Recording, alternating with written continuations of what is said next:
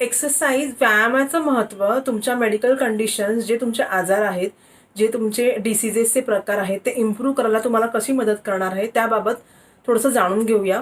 तर एक्सरसाइज आणि व्यायामाची सुरुवात करताना जर तुम्ही डायबिटीज पेशंट असाल तर तुम्हाला आठवड्याला 2 ते 3 दिवस एक्सरसाइज करणं गरजेचं आहे.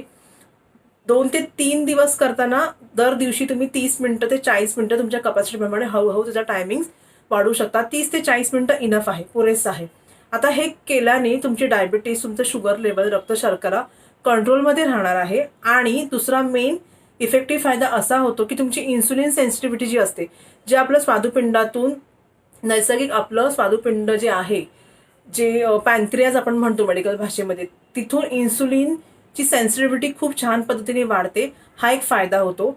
आता डायबिटीस पेशंटनी एक्सरसाइज करताना हे लक्षात घ्यायचं आहे की उपाशी पोटी, रिकाम्या पोटी जाऊन कुठचेही तीव्र एक्सरसाइजेस परफॉर्म करायचे नाही आहेत. दुसरं मेन महत्त्वाचं, ज्यांना इन्सुलिन डोसेजेस, इन्सुलिन इंजेक्शन्स ऑन आहेत, तर तुम्ही तुमच्या डॉक्टर्सकडून त्या इन्सुलिनचा पीक टाइम केव्हा असणार आहे नक्की जाणून घ्या. इन्सुलिनचं पीक टाइम म्हणजे इन्सुलिन आपण जेव्हा इंजेक्ट करतो बॉडीमध्ये, त्याची एक ॲक्शन स्टार्ट होते, सुरुवात होते, आणि त्याचा एक पीक येतो. पीक येणं म्हणजे त्यावेळेला इन्सुलिन रक्तातल्या साखरेवर खूप वेगाने काम करत असतं. रक्त शर्करा खूप वेगाने त्यावेळेला कंट्रोल होणार आहे. आणि त्याच पीक टाईमच्या वेळेला जर मी एक्सरसाइज परफॉर्म केला तर रक्त शर्करा अजून खालावेल. म्हणून तुमच्या इन्सुलिनच्या नावांप्रमाणे तुम्ही इन्सुलिनचे पीक टायमिंग माहिती करून घ्या आणि त्या टाईपचे एक्सरसाइजेसची बांधणी तुमच्या डॉक्टर्सकडून करून घेऊ शकता. दुसरी मेडिकल कंडिशन आहे HTN, हायपरटेन्शन, ब्लड प्रेशर. आता ब्लड प्रेशर असणाऱ्यांनी व्यायाम करूच नाहीत का, असं आहे का? तर अजिबात असं नाही आहे. व्यायाम करायचे आहेत, एक्सरसाइजेस करायचे आहेत, रिलॅक्सेशन टेक्निक्स काही आहेत, तुमचे ब्रीदिंग एक्सरसाइजेस काही आहेत. हे सगळं तुम्हाला तुमचे फिजिओथेरपिस्ट डॉक्टर जे असणार आहेत, तुमचे फिजिशियन्स असणार आहेत किंवा तुमचे कार्डिओलॉजिस्ट असणार आहेत, त्यांच्या सल्ल्याने तुम्हाला करायचं आहे. तशी ती बांधणी तुम्हाला करून घ्यायची आहे, माहिती करून घ्यायची आहे. तिसरा प्रकार जर आपण बघायला गेलो मेडिकल कंडिशनचा, तर तो आहे आर्थरायटिस. आर्थरायटिस म्हणजे तुमचं संधिवात किंवा तुमचं जॉईंट, तुमचं हाडांचं दुखणं. आता जेव्हा ऑलरेडी तुम्ही दुखण्यामध्ये आहात, तर मेन हे लक्षात घ्या, दुखण्यामध्ये कोणी पेशंट असेल तर त्याला मी अतितीव्र वेगाने हालचाली करणारे एक्सरसाइज सांगू शकते का? नाही सांगू शकत, किंवा डॉक्टर सुद्धा नाही रेकमेंड करू शकत आहेत. तर पहिल्यांदा आपल्याला हे बघायचं आहे की तुमचं ते दुखणं कसं बळावेल. ते एक्सरसाइजेस, कोर एक्सरसाइजेस तुम्हाला तुमचे फिजिओथेरपिस्ट, तुमचे डॉक्टर्स गाईड करतील, जेणेकरून पहिलं दुखण्यावर वर्क करणार आहेत.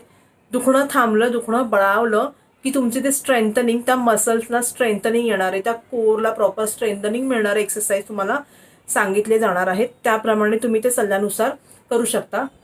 ज्यांना दुखणं असतं, हाडांचं संधिवातासंबंधी दुखणं असतं, त्याच्यामध्ये जेव्हा तुम्हाला पेन असतं तेव्हा तुम्ही हॉट कॉम्प्रेशन्स घेऊ शकता, गरम पाण्याचा शेक वगैरे घेऊ शकता त्या त्या भागावर. आणि कोल्ड कम्प्रेशन कधी घ्यायचे असतात? थंड पाण्याचा शेक किंवा बर्फाचा शेक हा प्रकार. जेव्हा तुम्हाला स्वेलिंग असतं किंवा तुम्हाला कुठे दुखापत, इजा झालेली असते, त्यावेळेला कोल्ड कम्प्रेशन घ्यायचे असतात. तरी पण ह्याच्याबद्दलची डिटेल माहिती तुम्ही तुमच्या तज्ज्ञ डॉक्टरांकडून, फिजिओथेरपिस्टकडून घेऊ शकता आणि माहिती करून घेऊ शकता. आता ह्याच्यामध्ये पेशंट्स किंवा लोकांचा प्रश्न असा पण असतो की ऑलरेडी एवढं दुखणं आहे तर आम्ही कसे परफॉर्म करणार? करायचीच नाहीच केलं तर बरं आहे ना? तर नाहीच केलं हा प्रकार पण चुकीचा आहे, कारण की जे तुम्हाला एक्सरसाइजेस रेकमेंड केले जाणार आहे ते तुमचं दुखणं पळवण्यासाठी आणि तुमचे स्ट्रेंथ, कोर वाढण्यासाठी रेकमेंड केले जाणार आहेत. तर ते हळूहळू परफॉर्म केल्याने तुमचं दुखणं बळावणार आहे. आणि तुम्ही अजिबात परफॉर्म नाही केले तर पूर्ण जॉईंटचं स्टिफनेस होणं किंवा जॉईंट जखडणं आणि अजून कडक होणं, ते त्या भागाचे जॉईंट्स हे होऊ शकतं. म्हणून स्टिफपणा मोकळा होण्यासाठी, तुमचं जॉईंट एक मोकळं होण्यासाठी जे तुम्हाला सल्ल्याने सांगितले, रेकमेंड केले, ते थोडेफार का होईना तुम्हाला हळूहळू सुरू करायचे आहेत. चौथा प्रकार आपण पाहूया, हार्ट डिसीज, हृदयासंबंधी आजार असलेले पेशंट. उदाहरणार्थ आपण बघू शकतो अँजिओप्लास्टी ज्यांची झालेली आहे, स्टेंट ज्यांना टाकलेली आहेत हृदयांमध्ये, ते पेशंट्स, किंवा ओपन हार्ट सर्जरी झालेले पेशंट, ज्यांना आम्ही मेडिकल भाषेमध्ये ओपन बायपास सर्जरी झालेले पेशंट्स म्हणतो, किंवा CABG, coronary artery bypass grafting झालेले पेशंट, ओपन हार्ट सर्जरी झालेले पेशंट्स. त्यांनी कोणत्या तऱ्हेचे किंवा कोणत्या टाईपचे एक्सरसाइज करायचे आहेत? तर तुमच्या हार्टला, तुमच्या हार्टच्या मांसपेशींना, हृदयाच्या मांसपेशींना ताकद येतील असे एक्सरसाइजेस असणार आहे तुमच्या शेड्यूलमध्ये. तिथे ऑक्सिजनेटेड प्युरिफाईड ब्लडचा सप्लाय होणारे एक्सरसाइजेस तुम्हाला रेकमेंड केले जाणार आहे, जेणेकरून तिथे छान पद्धतीने ऑक्सिजनेटेड ब्लड सप्लाय, ऑक्सिजनचा ब्लड सप्लाय छान पद्धतीने मिळेल आणि मांसपेशींना ताकद देणारे एक्सरसाइज असणार आहेत. जेव्हा जेव्हा तुम्ही कोणत्याही हार्ट सेंटर्सला ॲडमिट होता किंवा कार्डियाक सेंटर्सला ॲडमिट होता, तिथे कार्डियाक रिहॅबिलिटेशन प्रोग्राम असतात, जे तुम्हाला तुमचे कार्डिओलॉजिस्ट डॉक्टर आणि तुमचे फिजिओथेरपीज असणार, हार्ट फिजिओथेरपी स्पेशलाइज असणार, ते तुम्हाला त्याची बांधणी आखणी करून देणार. त्याप्रमाणे तुम्ही ते परफॉर्म करत राहायचे आहेत. अगेन ह्याच्यामध्ये हे करत असताना तुम्ही अंडर सुपरविजनच करणार आहात. स्वतःचा प्रेशर किंवा स्वतःची इंटेन्सिटी तीव्रता आपण लावू शकत नाही, त्याला प्रॉपर नॉलेज हवं. तर कोणाच्या सुपरविजनच्या खालीच ते होणार आहेत. ते असताना सुरू असताना हार्ट संबंधीचे एक्सरसाइज, आपलं पल्स, आपलं ब्लड प्रेशर, आपली रक्तशर्करा, डायबिटीस हे मेंटेनन्स हा चेक करणं गरजेचं आहे. तर हे नक्की लक्षात असू द्या.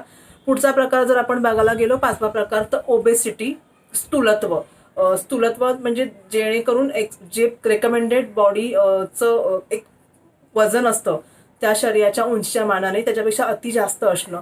तर ओबेसिटी असणारे जे क्लायंट किंवा पेशंट्स आहेत, तुम्ही हाय इंटेन्सिटी इंटरवल ट्रेनिंग, ज्याला HIIT असंही म्हटलं जातं, हे तुम्ही तुमच्या प्रॉपर जे ट्रेनर्स असतील, जे प्रॉपर सर्टिफाईड ट्रेनर असतील, डॉक्टर्स असतील, फिजिओथेरपिस्ट, त्यांच्याकडूनच माहिती करून घ्या आणि कशा स्वरूपाचे करायचे आहे ते माहिती नक्की करून घ्या. यामध्ये पण तुम्ही तुमचं कार्डियाक ट्रेनिंग आणि तुमचं स्ट्रेंथ ट्रेनिंग असं कॉम्बिनेशन करून तुम्ही तुमचे एक्सरसाइज ओबेसिटी असणारे, स्थूलत्व असणारे पेशंट्स करू शकता. त्याची इंटेन्सिटी यंग क्राऊड असेल, कोणी तरुण वयाचे ग्रुप पेशंट्स असतील, तर नक्कीच त्यांची मिनिट्स, त्यांचे तास ते वाढवू शकतात. 30 मिनिटं ते 60 मिनिट, 1 तासापर्यंत करू शकतात. अगेन ह्याच्यामध्ये पण काय रेकमेंडेड रूल आहेत हे जाणून घेणं महत्त्वाचं आहे. सुरू केल्यानंतर कंटिन्यू करत राहणं नाही, थोडेसे ब्रेक पॉईंट असणं, थोडं वॉर्मअप असणं, ह्या गोष्टी असणारच आहेत. पुढचा प्रकार आपण जर बघायला गेलो, 6वा प्रकार, तर तो बॅक पेन म्हटलं, पाठीचं दुखणं असतं. आता बॅक पेन हा इश्यू आपण सर्रास बघतो. बॅक पेन कशामुळे होत आहे आजकाल? तुम्हाला पण माहिती असेल की कंटिन्युअसली वर्क फ्रॉम होम हे जॉब आहेत, कंटिन्युअसली तासन तास सिटिंग प्रोफाईल आहेत, लॅपटॉप डेस्क जॉब आहेत, जिथे तुमचे मसल्स ऑब्व्हियसली स्टिफ होणारच आहे. तुम्ही तुमच्या चेअरवर, तुमच्या डेस्कवर तासन तास, मिनिट्स लॉंगर टाइम बसलेले असता आणि तुमचे तुमचं पोश्चर, बॉडी पोश्चर कसं आहे, त्यामुळे होणारे हे जे बॅक पेन आहेत, लॅपटॉपचं वजन आहे, गॅजेट्सचं वजन आहे लॅपवर, मांड्यांवर, ह्याच्यामुळे होणारे बॅक पेनचे इश्यू आहेत. इथे पण अगेन जसं मी ॲथरायटिसमध्ये, जॉईंट पेनमध्ये सांगितलं, दुखणं असणार आहे. त्याच्यामुळे सुरुवातीला आपल्याला दुखणं बळावणारे, दुखण्यावर कंट्रोल करणारे एक्सरसाइजेसचे प्लॅन जाणून घ्यायचे आहेत. एकदा तुमचं दुखणं बळावलं की त्याची इंटेन्सिटी, व्यायामाची, एक्सरसाइजची तुमचे डॉक्टर्स तुम्हाला सांगतील कशी इम्प्रूव्ह करायची आहे.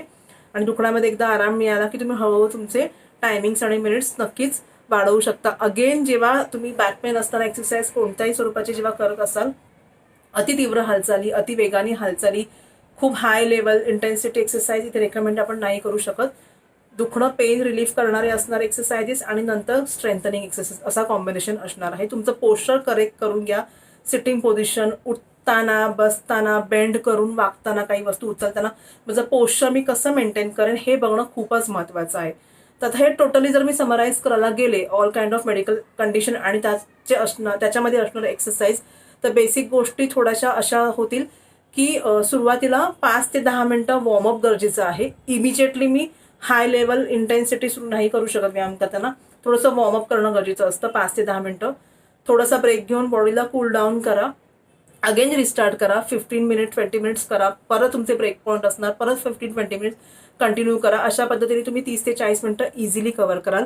उपाशी पोटी जाऊन एक्सरसाइजेस अति लेवलचे परफॉर्म नाही करायचे आहेत. पेशंट्स ग्रुपनी खासकर जे तुमचं कम्फर्ट क्लोदिंग आहे, कम्फर्ट तुम्हाला जे व्हेंटिलेशन देणारे, इझी ब्रीथ करणारे जे क्लोदिंग कपडे आहेत ते वेअर करा आणि परफॉर्म करा. अगेन तुमचं इलेक्ट्रोलाइट, जे आपण म्हणतो ना, हायड्रेशन ठेवा नीट ड्युरिंग एक्सरसाइजेस. तुम्ही खूप स्वेट आउट होणार आहात किंवा अंगातून खूप क्षार पाणी जाणार आहे, अशा वेळेला वॉटर, पाणी आणि क्षार, इलेक्ट्रोलाइट हे कॉम्बिनेशन मध्ये मध्ये सिप करणं गरजेचं आहे. त्यामध्ये तुम्ही लिंबू पाणी, छास, बटर मिल्क हे प्रकार जे आहेत हे काही ना काही तुम्ही इन्क्लूड करू शकता. एनर्जॉल वगैरे असतील ते पण. फक्त डायबिटीस पेशंट गोड एनर्जॉल किंवा ग्लुकॉन डी नाही घेऊ शकत, त्यांच्यासाठी ऑप्शन बेस्ट आहे की छास असेल, थोडंसं सॉल्ट ॲडिशन असलेलं लिंबू पाणी असेल, जे लिंबू पाणी व्हिटॅमिन सी पण आहे, पोटॅशियमचं कॉम्बिनेशन पण आहे, जेणेकरून क्षार पण मिळणार आहेत, आणि हलकंसं मीठ वगैरे स्प्रिंकल केलं तर टोटल तुम्हाला हायड्रेशन आणि इलेक्ट्रोलाइटचं कॉम्बिनेशनच फुलफिल होऊन जाणार आहेत. आता ह्याच्यामध्ये सगळं परफॉर्म करताना दरवेळेस लिसन टू युअर बॉडी. तुमची बॉडी काय सांगते हे प्रत्येकाला माहिती असतं. बॉडीची कपॅसिटी प्रत्येकाला माहिती असते. कोणीतरी सेकंड पर्सन परफॉर्म करताय सेम मी करेन का, तर नाही. प्रत्येक बॉडीची every body has particular capacity. So तेच म्हटलं मी, लिसन टू युअर बॉडी. शरीराचं ऐकायला शिका, सिग्नल साईन सिम्पटम्स घ्यायला बघायला शिका आणि त्याप्रमाणे परफॉर्म करायचं आहे. अगदीच थंड फ्लोअर्स असतील, थंड लाद्या असतील, वयस्कर माणसामधलं एज असतील 50 अबॉव 55 अबॉव वगैरे, तर थंड लाद्यांवर वगैरे एक्सरसाइजेस करू नका. योगा मॅट असेल किंवा वॉर्म ठिकाण असेल अशा ठिकाणी तुमचे एक्सरसाइजेस परफॉर्म करा. आणि जरी रेकमेंडेड असतील एक्सरसाइजेस पॅटर्न, फॉर एक्झाम्पल मी म्हटलं तुमच्या फिजिओथेरपिस्टने ऑलरेडी तुम्हाला रेकमेंड केलेले आहेत, कार्डिओलॉजिस्ट डॉक्टरने तुम्हाला रेकमेंड केलेले आहेत, तुम्ही ते परफॉर्म करत आहात, माहितीप्रमाणेच करत आहात. इवन ते परफॉर्म करत असताना इन केस तुम्हाला शॉर्टनेस ऑफ ब्रीथ जाणवलं, म्हणजे श्वासाला काही कमी जास्त हा त्रास जाणवला, अतितीव्र चेस्ट पेन किंवा बॅक पेन वेदना जाणवल्या, त्यावेळेस खूप पेन असणं जाणवलं, किंवा डिझिनेस असणं म्हणजे अंधारल्यासारखं वाटणं किंवा अगदीच घेरी येणं हा प्रकार होतो, किंवा काळोख येतो अचानक डोळ्यासमोर, हे प्रकार जाणवल्यास त्वरित तुम्हाला तुमच्या डॉक्टर्सना, त्या कन्सल्टिंग प्रॅक्टिशनरला, फिजिओथेरपिस्टना किंवा जे तुमचे डॉक्टर्स त्यांना व्हिजिट करून नवीन प्रकारांचे एक्सरसाइजेस आणि तुमचं हायड्रेशन, तुमचं इलेक्ट्रोलाइट, तुमचं मेडिकेशन, इन्सुलिन डोसेजेस परत रिअरेंज करून घ्यावे लागतील, हे नक्की लक्षात घ्या. तेव्हा आपण असं नाही म्हणू शकत ना की ऑलरेडी मला सांगितलेलेच होते माझ्या कार्डिओलॉजिस्टनी, मी तेच करते, मी तेच परफॉर्म करत आलोय. पण तसं नाही. त्यावेळेला जर बॉडीने काही सिग्नल साईन दाखवले तर ते तेव्हाचे ऍक्टिव्ह बॉडीचे सिग्नल साईन असणार आहेत. पाठीमागचा जो प्लॅन ऑफ एक्सरसाइज होता त्याच्यामध्ये कदाचित फेरफार करावे लागतील. तर नक्की तुम्ही व्हिजिट करा तुमच्या फिजिओथेरपिस्टना किंवा कार्डिओलॉजिस्टना, जाणून घ्या. थँक्यू.